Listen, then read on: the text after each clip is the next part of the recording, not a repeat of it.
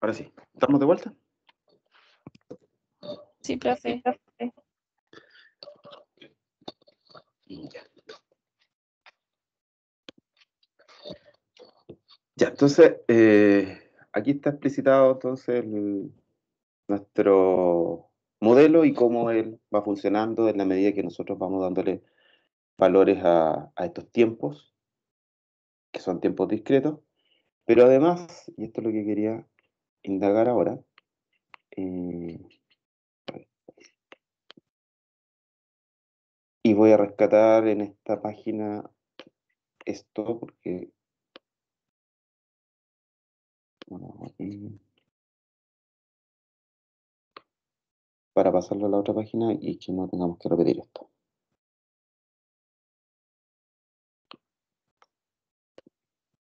Esto que está acá, lo rescaté por lo siguiente, porque... Ah, no, borra eso, está cortado. Porque además de darnos cuenta que nosotros podemos obtener el valor de nuestro vector en cada una de las variables en algún tiempo, esto continúa, digamos, o yo le puedo poner punto final cuando yo quiero, eh, incluso yo podría pensar que esto llega a un tiempo enésimo, y por lo tanto acá podría decir que esto es x en n más 1, y eso va a ser igual a por x en el tiempo anterior, que es el valor n. Además de eso, y esto lo voy poniendo aquí al lado, o sea, esto es equivalente, ¿cierto?, a decir, bueno, el primero no se anotará, así que me voy a tener que pasar al segundo. En el segundo aquí, en el x2, esto también se podría escribir de otra manera y se podría escribir como x, vamos a ver las rayitas,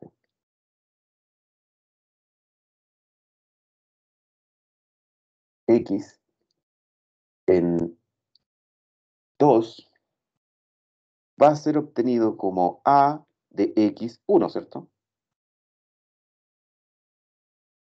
Pero la pregunta es, ¿cuánto vale x1? Porque x1 ya se conocía antes. ¿Cuánto valdría x1?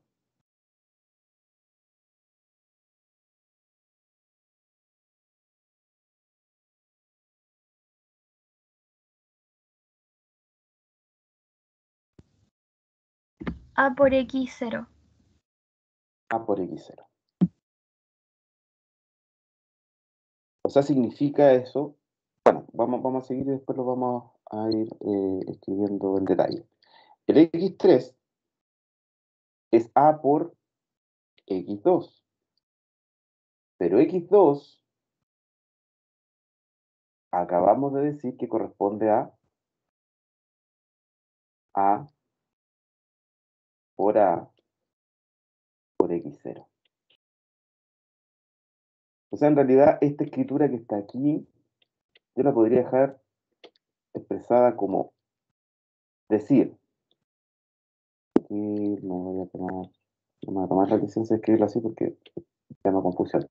Voy a decir que x2 en realidad lo podría haber escrito como a elevado a ¿cuánto? A2. A 2. La verdad es que se llama a cuadrado, no a 2. A cuadrado. O a elevado a 2 por último. De x0. ¿Y cuánto sería x3? X3 sería A al cubo por X0. eso. Y así sucesivamente. Entonces, uno entiende que a través de ir haciendo reemplazos del anterior, y eso es lo que significa una lógica determinista. Ayer yo conversaba de eso. Una lógica determinista, un sistema determinístico, dice que lo que pasa hoy es producto de lo que yo tomé información antes. No es porque sí nomás, tiene una razón de ser. Lo que nos sucede hoy día es consecuencia de la información que tenemos antes. ¿Cuánto antes? Bueno, depende de los tiempos que yo considere. Pero supongamos que lo que me pasa hoy es producto de lo que yo hice ayer. Digámoslo así. Esa es la lógica determinista.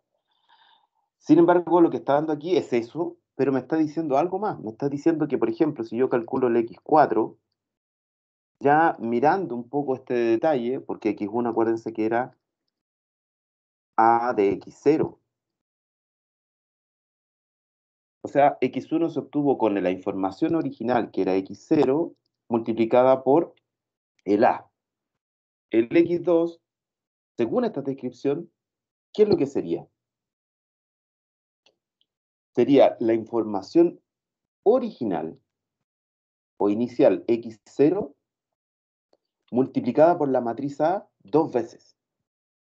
O sea, significa que la matriz A fue actualizada una vez, si se quiere. La x3 va a ser la misma información inicial, pero actualizada dos veces. Es decir, multiplicada la matriz A por sí misma tres veces. Así que el x4, ¿qué es lo que sería? Por razones obvias. Sería a elevado al 4 por x0. Y así esto continúa esta historia. Me voy a detener aquí, en el 30. ¿Cuánto sería entonces x en 30? Sería a elevado a 30 por x0. A elevado a 30 por x0. Ahora, con decir esto, no estoy diciendo que lo anterior es falso, al contrario, estoy diciendo que le estoy dando una escritura que como es recursiva, ¿qué quiere decir? Que depende del valor anterior. Yo al escribir todo eso con detalle, me doy cuenta que al final cualquier valor del vector de incógnitas en algún tiempo siempre va a depender de la información inicial, que es la más relevante. El resto es ir actualizando paso por paso la matriz A. Entonces, en el enésimo, por el enésimo más 1, lo que debiéramos obtener de manera lógica es que la matriz A la vamos a elevar a n más 1 y eso siempre va a ser multiplicado por x0. ¿Sí? Y obviamente la anterior a ese, para que ustedes entiendan, sería xn de a a la n x0. Y aquí, entonces, la pregunta que deberían hacerse es, ¿por qué nos enseñó a diagonalizar antes? Para construir matrices de orden, o sea, perdón, de exponente el cual ustedes quisieran. Y la segunda razón es para esto, porque de manera natural, en los modelos matriciales, ¿qué es lo que aparece?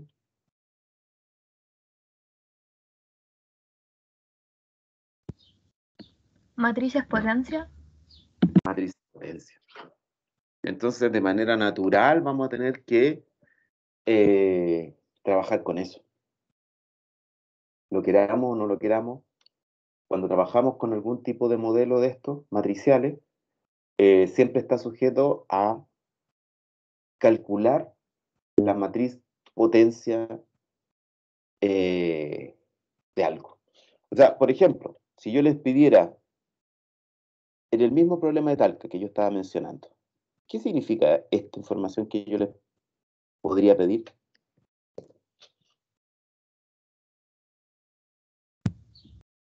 Sería a elevado a 100 por x0. Sí, sí, está bien. Pero me refiero a la interpretación. ¿Qué le estaría pidiendo con poner eso? En el contexto del problema de Talca que partimos definiendo en la clase. Serían las variables en 100 días transcurridos o después. Después de un día inicial, que tenemos que prefijar. Claro. ¿Sí? Ya, correcto. Y lo que tú me dijiste antes fue que eso se calculaba como a la 100 por x0, ¿cierto? Eso fue lo que yo escuché. Sí. Entonces, esta interpretación o esta descripción dice, para calcular lo que va a pasar en Talca de aquí a 100 días más, con las variables que nosotros estamos midiendo atmosféricas, se sustentan obviamente en la matriz A, que es una matriz de transición de estados, que obviamente deberíamos calcular, pero ya vamos a entrar en eso. Pero lo más importante es que esa matriz nosotros la vamos a elevar a 100. Entonces aquí entra el proceso de diagonalizar la matriz A. Y cuando tenga diagonalizada la matriz A, voy a multiplicar por este vector de incógnitas que tiene la información de lo que pasa hoy. Hoy tenemos tal presión, tenemos tal radiación, tenemos tal velocidad del viento, etcétera, ¿cierto? Y en 100 días más vamos a tener otras condiciones, pero esas condiciones las vamos a poder calcular efectivamente con tomar esta matriz A, elevarlo a 100, y para que ese cálculo sea más fácil aún, nosotros diagonalizamos la matriz. Así que por eso estos dos procesos están absolutamente ligados. El de modelos matriciales, por un lado, que me entrega las cosas que pueden ir sucediendo en el día siguiente o en el periodo siguiente, y la diagonalización, que era lo que habíamos visto anteriormente. ¿Ya? Ese es el sentido de aquello. ¿Alguna duda hasta ahí? Profe, yo entendí todo, pero me perdí en X3, porque ha multiplicado 3 veces por X0. Ahí me perdí, pero lo demás lo entendí todo. Ya, mira. X3 será este, pero ahí. X3 se obtenía con A de X2, ¿cierto? Entonces la matriz A, que es esta, esa, tú la multiplicas por X2.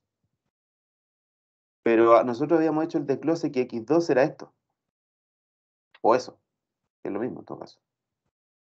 Entonces lo que hago yo es poner en el X2 lo que me dio, que sería A por X0. Y ahí lo puse. ¿Se entiende, no? Ya sí entendí, fue reemplazando. Y Sí. por eso le da, ya sí, ya, Entonces, ahora sí. o sea, podéis poner esta o esa, da igual, pues, porque Ah, A por A, claro. claro. Entonces, esa es la Ujú. que yo hice aquí. Claro que yo lo había escrito antes, por eso puse A por A, para que se dieran cuenta que finalmente me va a quedar A por A, y eso es A al cubo. ¿Mm? Ya. Todas esas funcionan igual, ¿ah? Todas, no solamente X3, estoy diciendo que cada una de ellas yo la fui haciendo con el reemplazo de la anterior. ¿Ya? Eso. ¿Hay alguien más que tenga alguna duda de esto?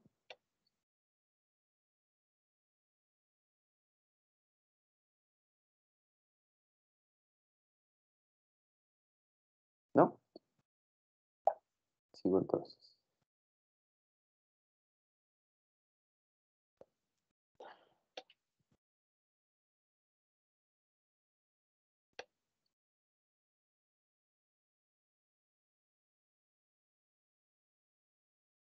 Vamos a hacer un ejemplo de orden 2, pero en realidad no es una aplicación, ¿ah? Solamente un ejemplo para que veamos cómo funcionan estas cosas y cómo tenemos varias alternativas para poder resolver. Voy a poner siempre el modelo matricial, y ya lo hemos definido como x de t más 1 por a por x de t para todo t mayor o igual que 0, y que ya no voy a escribir nuevamente que el t siempre tiene que ser un número natural, incluyendo el 0, porque ya lo expliqué, que de aquí para adelante queda instalado que eso siempre es así.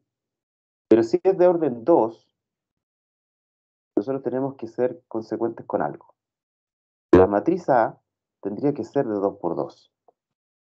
Y la matriz A, obviamente, si es de 2 por 2, tendría el A1, 1, el A1, 2, el A2, 1 y el A2, 2.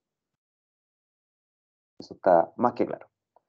El x de t, ¿qué variables contendría?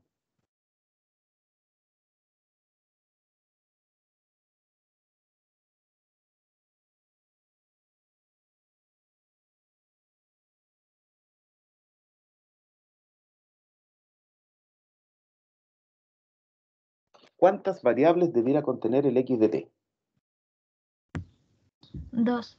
2. ¿Cuáles son? Según nuestra notación de descripción. Serían x1t y x2t. No confundir esta x con la otra. Esta x es minúscula y la otra es mayúscula, ¿cierto? x1 en t y x2 en t dijiste, ¿cierto? Sí. Ya. ¿Y el x en t más 1?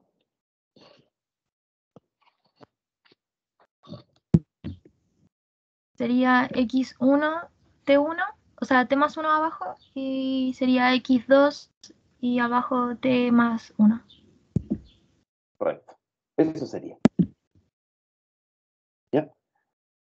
Bueno, si eso yo lo reemplazo acá, y ya, ¿para qué vamos a...? Bueno, en rigor sería como decir, ya, mismo ejemplo de la ciudad de Talca, que ya le he sacado el jugo todo el rato, pero supuestamente la x1 de t era, supongamos, la temperatura y la x2 es la presión. O sea, dentro de un sinnúmero de variables yo me estoy quedando con esas dos. ¿Por qué? Porque consideré que era, digamos que era importante, esas dos nomás. ¿Sí? Entonces, si eso lo reemplazo acá, este que está aquí corresponde a x de t1, de t más 1, x2 de t más 1, lo que define a la matriz x en t más 1. Aquí tendría A11, 12, A21, A22, y aquí eso va a estar multiplicado por el x de t, que es x1 dt, x2 dt.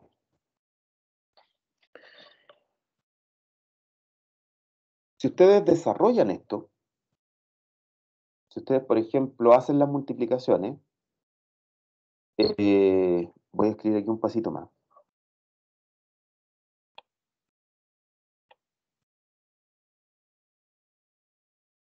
Ahí. Si esta matriz es de 2 por 2 y esta es de 2 por 1, el resultado de esto va a ser una matriz de ¿cuánto?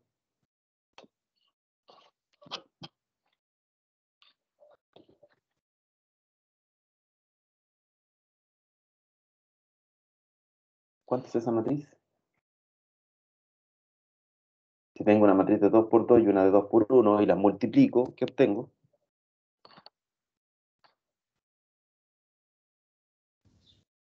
Una matriz de 2 por 2.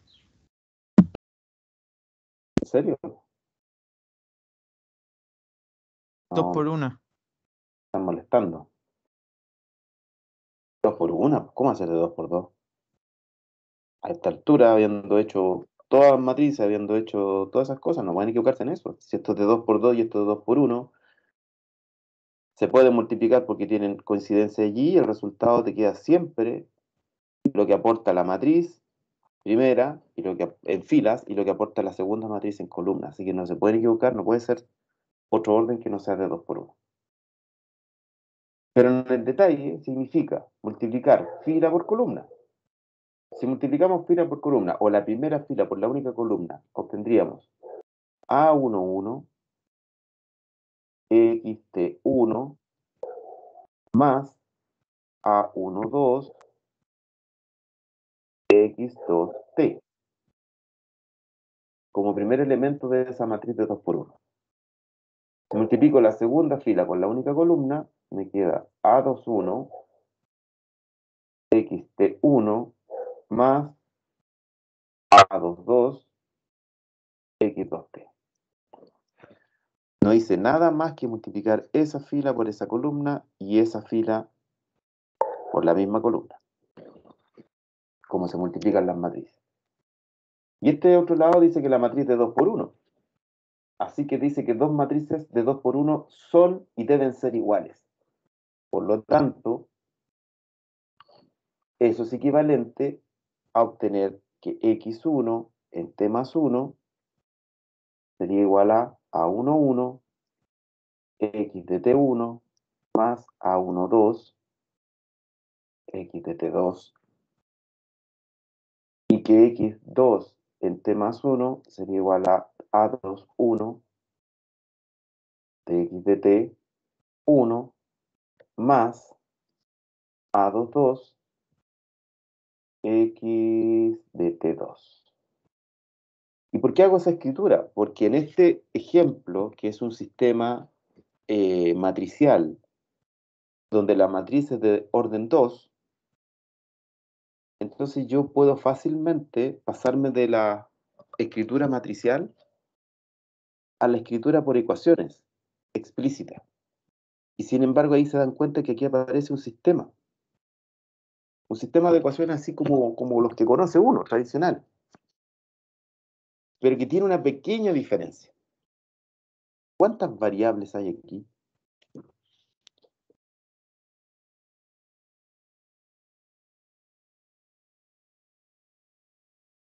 Porque aquí yo estaría a lo mejor tentado en tratar de resolver y aplicar la metodología de Gauss para resolver. Pero resulta que aquí el supuesto es que la matriz A la conozco, entonces estos parámetros los conozco, son números conocidos. Y los que desconozco serían este, ese, ese y ese. Y hasta ahí uno estaría feliz porque dice, bueno, esos que marcó en verde son dos iguales. Así que tiene dos incógnitas. No, no tengo dos incógnitas, tengo tres, cuatro en realidad. Estas también son incógnitas. Pero hay una salvedad que es importante. Esas incógnitas que están allí, el xt1 y el xt2, no las conozco, son mis incógnitas, pero si yo las llegara a conocer, tengan por certeza que si yo llego a conocer esta, inmediatamente conozco cuánto vale la x1 en t más 1. Porque la única diferencia es que la x de t más 1 está medida en un tiempo más allá nomás que la de t, pero sigue siendo la misma variable. Y lo mismo pasa con esta. Si yo conozco esta, tengan certeza absoluta de que van a poder saber cuánto vale la segunda. Es decir, la x2, pero en el tiempo siguiente. Entonces, en realidad es un sistema de ecuaciones, sí, que tiene dos incógnitas, tiene más de dos incógnitas, pero con las dos primeras puedo sacar, por una cuestión, digamos, de representación matemática, lo que corresponde a la otra. Ahora, ¿por qué? Aquí hay una diferencia a lo mejor con los sistemas de ecuaciones. Cuando uno habla de sistemas de ecuaciones, las variables son números, así puntuales, vale esto y esto. Sin embargo, aquí, cuando uno pone el valor de t, en realidad estamos hablando de una función que depende de t. Lo mismo acá, estamos hablando de una función que depende de t. Y la gracia está que cuando uno encuentra una función, esa función es válida para t y para cualquier valor de t, en particular para t más 1. Entonces, ahí hay una diferencia estructural respecto a los sistemas de ecuaciones tradicionales con encontrar los números y estos que nosotros vamos a intentar resolver porque son funciones. ¿Ya? Ojo, aquí vuelvo a insistir, lo que está claro es que la matriz A se conoce. ¿Ya? Esa no es papaya horrible. Ahí. Que esta matriz A es conocida. Otra cosa que aquí no está dicho, y lo tengo que agregar, es que el x en 0, aquí se me olvidó ponerlo, el x en 0 también tiene que ser algo que se conozca. Es decir, la presión y la temperatura de Talca en el tiempo 0 tiene que ser un dato conocido para poder trabajar con esto. Ahí. Ahora, respecto a esta matriz A, ¿por qué la llamamos matriz de transición? Porque en el caso de un sistema de orden 2 como este, yo hablé de algo que tenía que ver con las variables, pero dije que las variables medían los estados. Voy a explicar qué significan los estados. Lo voy a hacer con un dibujito bien simple para... Supongamos que este sistema transita entre dos situaciones puntuales.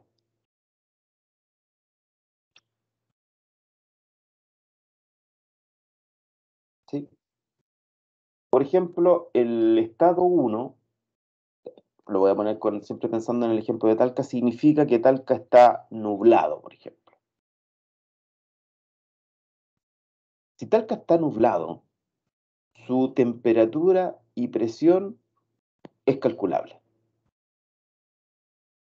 Pero si Talca está soleado, su temperatura y presión es calculable y obviamente hay diferencia entre esas dos cosas. ¿Sí? Entonces, supongamos que piénsenlo como ustedes quieran, en el orden que ustedes quieran. Esto es soleado y esto es nublado, esto es nublado, esto es soleado, da lo mismo. Lo importante es que esta matriz de transición, la A, depende de estas cosas, que es este dibujito. Este dibujito lo que representa es la situación de que si estamos trabajando día por día, el día de hoy la ciudad de Talca esté en el estado de E1, que podría ser el nublado, por ejemplo, pongámoslo así derechamente, porque es que como estoy hablando de un ejemplo genérico, el estado 1 nomás, dejémoslo así nomás. ¿Cuál es la posibilidad que al cabo de un día sigamos estando en el estado 1? Eso se llama A1.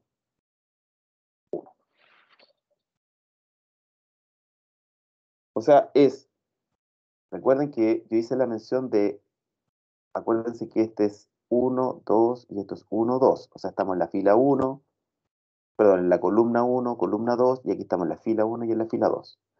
Entonces, cuando hablamos de la fila 1 o de la columna 1 en relación a la fila 1, estamos hablando de este elemento. Y ese elemento, desde el punto de vista de los estados, significa un número que me describe la posibilidad de quedarme en el mismo estado. No sé si se entiende bien lo que estoy diciendo.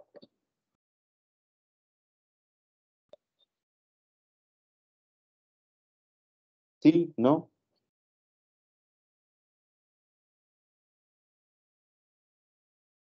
Profe, yo no entendí mucho. ¿Qué es lo que no entendí? Lo de los estados, como que me confundí. Sí, podría explicarlo de nuevo, por favor. Ya. Lo que pasa es que los estados no están incluidos dentro de la anotación que nosotros estamos visualizando y todo lo que hemos hablado no está dicho ahí. No molesta ahí. Pero sin embargo, lo que estoy explicando acá, en esto, es cómo uno construye la matriz A. Como esta matriz A es de orden 2 por 2, inmediatamente yo voy a tener que pensar en dos estados posibles de mi problema. Por eso puse E1 y E2, no puse más. ¿Ya? Y la matriz A, que es la matriz de transición, por ser una matriz de 2 por 2, significa que tiene 4 elementos por definir. Esos 4 elementos por definir son el A11, el A12, el A21 y el A22. ¿Sí? Estoy diciendo que el A11 es un numerito que vamos a tener que, nos van a dar o nosotros vamos a ser capaces de deducir, pero significa que nuestro problema tiene un número asociado por quedarse, o por pasar, digámoslo así, por pasar del estado 1 al mismo estado, o al revés, por el estado 1 y quedarse en el mismo estado. Ese es el número que yo le estoy asociando. ¿Ya? ¿Hasta ahí se entiende? Sí, Por, profe. por razones obvias, ¿qué sería este numerito que tengo que poner aquí? A1, 2. No, porque significa que la flecha sale del estado 2 y vuelve al estado 2. O sea, en el fondo es como Entonces, A2, decir, 2. me quedé en el mismo estado. Exacto. Entonces estaría hablando de este. ¿Sí? Este, ¿qué sería? A1, 2 es un número, pero significa el número que se le asocia de pasar del estado 2 al estado 1. ¿Y cuál es la flechita que va del estado 2 al estado 1? ¿Cuál de estas dos? Está de abajo. Está de abajo. Entonces este sería A1, 2. ¿Ya? Y obviamente el A21 no le queda más que ser ese, pero su interpretación es válida porque dice que es el número que se le asocia de pasar del estado 1 al estado 2. De ahí sale la matriz. Ahora la pregunta es, ¿qué son estos estados? Bueno, depende del problema que estemos tratando, y por eso yo hacía la conexión con el problema que estábamos pensando así en general en Talca. Yo mencioné esto, dije que nosotros íbamos a medir en Talca dos variables, la x1 de t y la x2 de t. La x1 iba a ser temperatura y la x2 creo que dije presión. Supongamos eso, temperatura y presión. Entonces, estas variables miden cosas, pero miden cosas dentro de un estado. El estado 1, por ejemplo, y esto es lo importante, estaba diciendo yo que el estado 1, por ejemplo, sea la situación de que Talca esté nublado. Y L2 sea la situación que Talca esté soleado. Entonces, ¿por qué importa eso? Porque significa que estos numeritos podrían significar las probabilidades que hay de pasar de un día soleado a otro, perdón, un día nublado al día siguiente, al mismo día nublado, o no al mismo día, sino al día siguiente, pero también en el estado de nublado, ¿sí? O de la situación de pasar de un día nublado al siguiente día pasar un día soleado, o viceversa, del soleado pasar en un día siguiente. Entonces, en el fondo lo que representa esto es un diagrama de transición, y que obviamente el diagrama de transición está absolutamente ligado con la matriz de transición. Entonces, el diagrama de transición define A. Y no se preocupen por ahora cómo vamos a definir los estados. Cada problema va a tener sus propios estados que nosotros vamos a poder leer y vamos a podernos dar cuenta qué es lo que son. ¿Ya? Lo que importa aquí es que a partir de este diagrama que uno hace, uno puede obtener la información de los A y por lo tanto tiene la matriz A. ¿Ya? Esa sería, en términos generales, la descripción de esto. Entonces, si ya tenemos A, tenemos x0, la pregunta sigue siendo válida. ¿Cuánto vale x de t1? ¿Cuánto vale x de t2? O sea, x2 de t. Y lo mismo con el xt más 1. Ya, respecto a esto último, y aquí voy a tratar de avanzar lo que más pueda, me queda poquito. Les quiero comentar lo siguiente. Aquí hay dos vías para pensar las cosas. Una vía, en un problema de orden 2, es pensar en la diagonalización, que también lo vamos a hacer. Pero hay una segunda vía que es solamente porque, como hay dos variables, todavía uno puede hacer la resolución de este sistema, que es equivalente a este que está acá, digamos, paso por paso, o esquema por esquema, o trabajar jugando con las ecuaciones. Entonces, yo voy a poner aquí el sistema y les voy a mostrar cómo se puede resolver esto, pero para eso voy a tener que hablar de la ecuación 1 y de la ecuación 2. Vuelvo a insistir, el ejemplo está hecho en orden 2, por eso voy a poder hacer estas cosas. Si ya tuviera en orden 3, créanme que es imposible o mucho gasto de energía y por lo tanto ahí ocupamos las matrices nomás. Y ocupamos el camino de la diagonalización. Pero acá todavía puedo hacer varias cosas. Como por ejemplo, tratar de siempre despejar una variable en función de la otra. Eso es clásico en los sistemas de 2x2. Siempre uno puede hacer igualaciones, sustituciones, varias de esas cosas. Acá también. Pero acá es un poquito más trabajoso. Por lo siguiente, miren. De la ecuación 1, vamos a subir el grado. La cuestión es eso. Subir el grado significa t lo vamos a cambiar por t más 1. Significa que en la ecuación 1 donde aparezca la variable t, nosotros la cambiamos por t más 1. Si ustedes hacen eso, ¿qué me quedaría? ¿Cómo que me quedaría la primera ecuación? Que vamos a llamar 3 aquí. Tomen la primera ecuación y a donde aparezca t, cámbienlo por t más 1. ¿Qué me quedaría?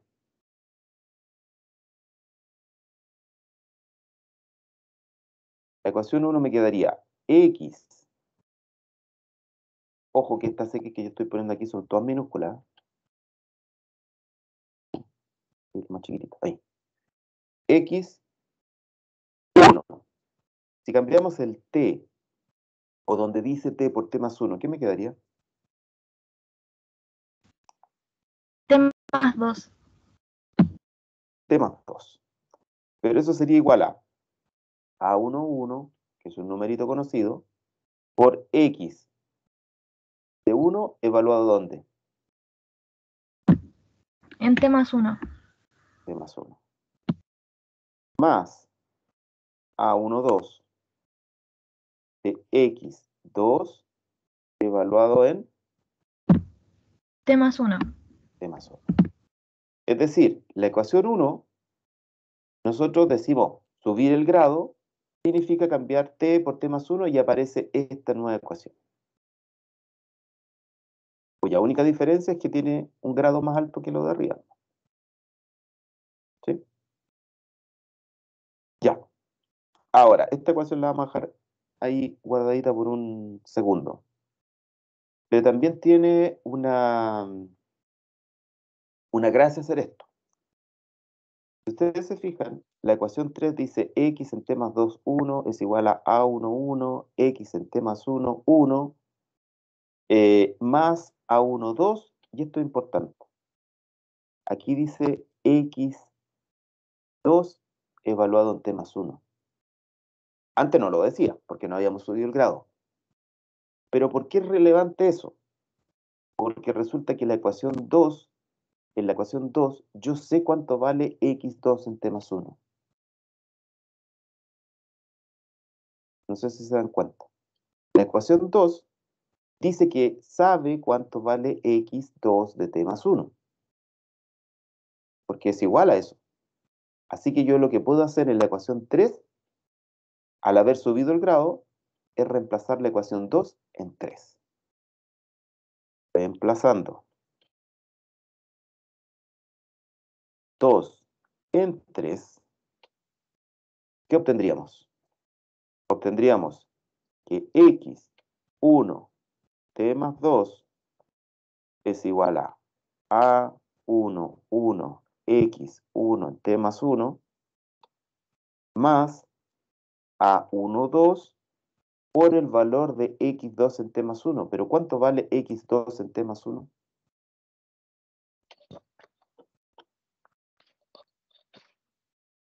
¿Cuánto vale eso? Según la ecuación 2.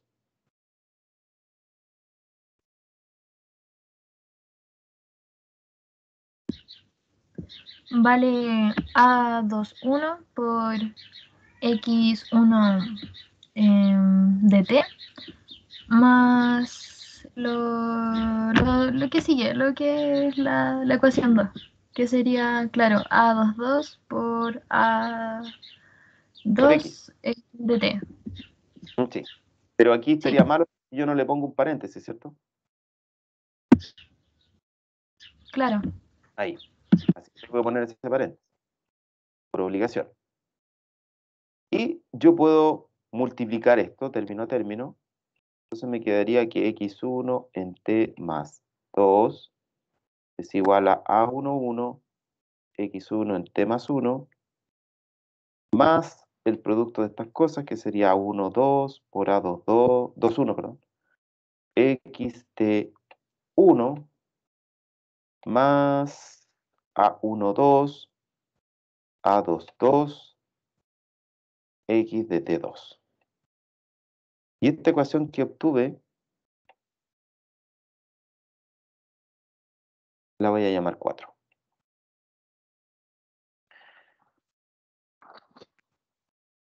¿Cuál es la gracia de la ecuación 4 al haber hecho ese reemplazo? Que si ustedes se fijan, recuerden siempre, en su problema tienen dos variables, la x1 de t y la x2 de t. O sea, son las únicas dos variables que hay. Son dos variables en tiempos diferentes, o en valores de t que yo puedo constatar. Si ustedes miran la ecuación 4, tienen x1, tienen x1, tienen x1, pero aquí tienen x2. Entonces, uno dice, chuta, eso no está malo, digamos, porque yo hice bien las cuentas, pero nuestro objetivo va a ser, después de este proceso, que quedemos solamente trabajando con la variable x1, ¿ya? O, si lo hubiera hecho de otra manera, quedándome o trabajando solamente con x2. Pero en este caso que yo escogí, esta última me hace ruido porque yo quiero quedarme trabajando solamente con la variable x1. No importa en el tiempo que esté o en el valor de t que esté, pero quiero quedarme trabajando con una sola variable. Bueno, eso en los sistemas de ecuaciones tradicionales también es así. O sea, uno elimina cosas para quedarse con una variable, resolver en esa variable y después usar ese resultado para reemplazarlo en otra. Aquí es lo mismo. Entonces, este es el único que me falla. Pero, si ustedes miran, por ejemplo, la ecuación 1, la ecuación 1 yo perfectamente podría despejar x2 de t.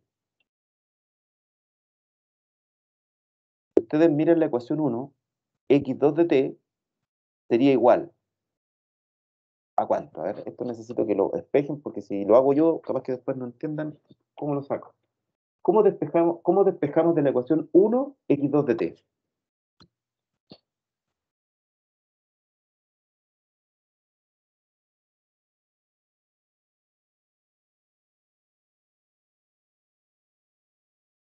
¿Cómo despejamos de la ecuación 1 x2 t? Aquí es igual.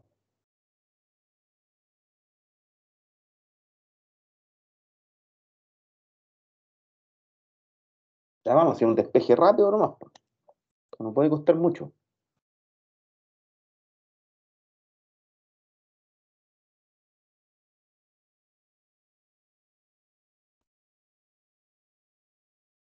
¿Cómo fue la pregunta, profesor? Que se me fue un poco el internet. ¿Cómo se despeja x2 de t desde la ecuación 1?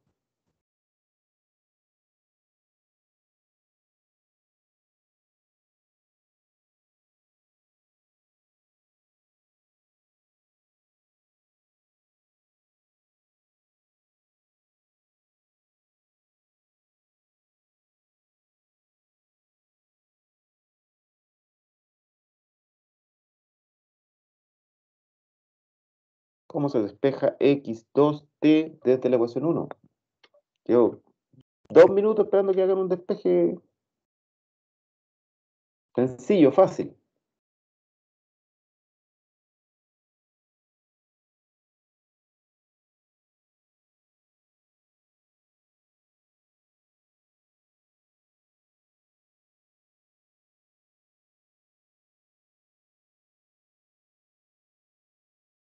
¿Cómo queda?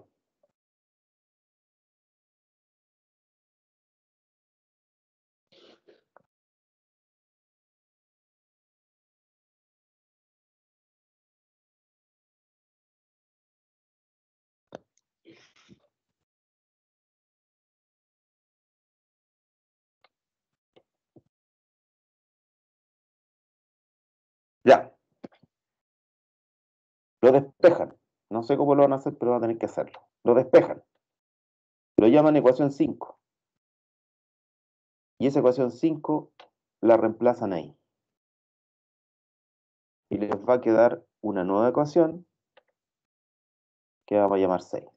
Y de aquí lo vamos a retomar desde el día jueves. Así que tarea, despejar, reemplazar. Obtener la ecuación 6.